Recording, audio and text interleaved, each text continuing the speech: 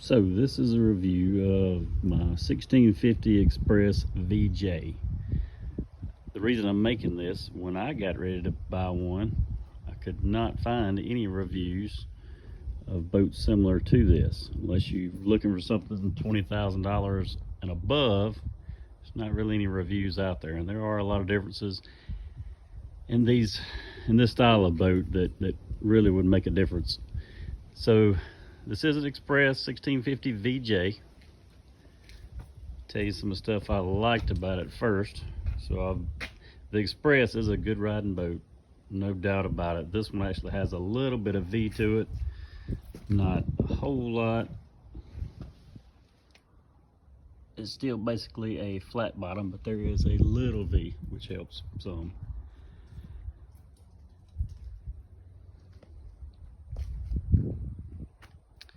I wanted the raised deck. A lot of the aluminum boat companies now have the lower deck, and it may only be like that high compared to this one. I wanted a rear deck as well, in case you do have somebody fishing with you out of the back, so I can mount a pedestal. So things I don't really like about it.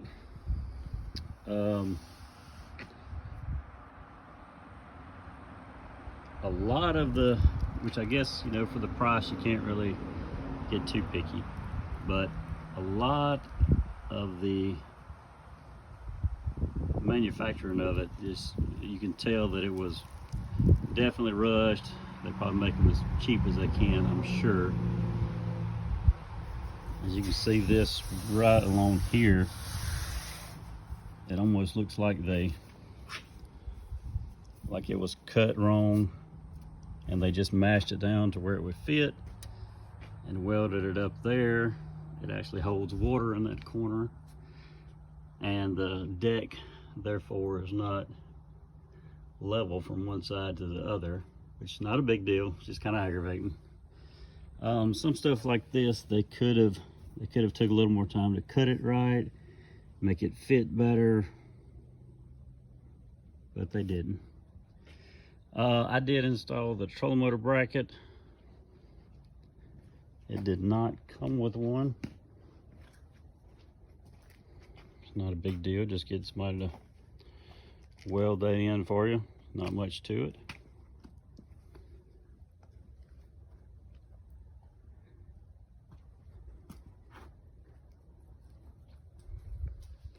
So the back deck, as you can see, evidently they just pour foam in it, let it fill up after it's all welded in. So, nothing's really level on the back deck. The back corners actually hold water because they're mashed down further than the rest of it. So like I said, not a big deal, but it is kind of aggravating.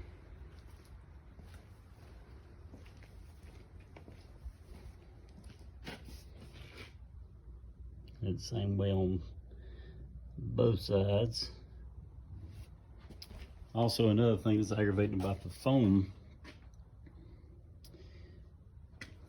in the back compartment where you would keep your batteries and your gas tank, with the foam pushing out so far, I don't know if you can tell on here, but my batteries won't even sit flat. They're actually leaned over, which hopefully in the long run it won't cause a problem with my batteries being jammed in there. I may end up turning them just to be on the safe side. Another thing that's aggravating about this boat is, it comes plain as can be. You can get one with the floor. I did find out as I was shopping that they only make these boats around the fall, send them all out to their companies to sell them for the duck hunters, and as soon as they're gone, all the duck hunters buy them in the fall. That's all you can get until the next year. So I had to settle on last year's model that did not have the floor, which is not a big deal. I think it's about $600 or $800 extra for the floor in it. So I just stuck a piece of plywood in there and used the foam board method underneath it to keep it solid, also keeping the weight down. Another issue is no way to run wiring to the front in this boat. Older models had a track here where you tucked your wires in, and then they made a piece of rubber that snapped in on top of the wires to hold them in there.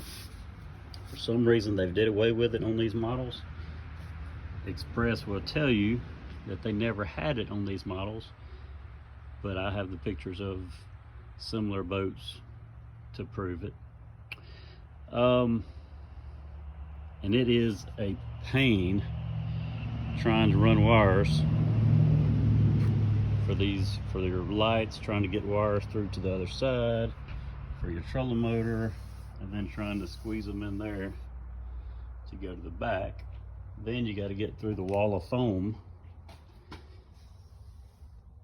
to get out somewhere, which I took a piece of pipe, heated the end of it, and was able to shove it, work it through the foam to get that opened up. This boat is rated for a 40 to keep the weight down, because I do a lot of shallow water fishing and flounder and things like that. I went with a 25, which pushes it plenty fast enough for me. One person, you're probably doing 30 or so. Haven't checked it on the GPS, but I did have to also put the pedestal seats. Wasn't much issue getting those in. It is pretty open underneath, both the front and back.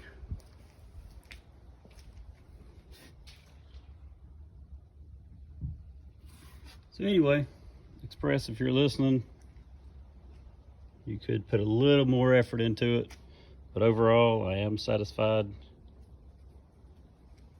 The main reason I couldn't find any of the other manufacturers that had a boat exactly like I was looking for, and this was it. This is an aftermarket trailer, high-tech marine. Should last for a long time.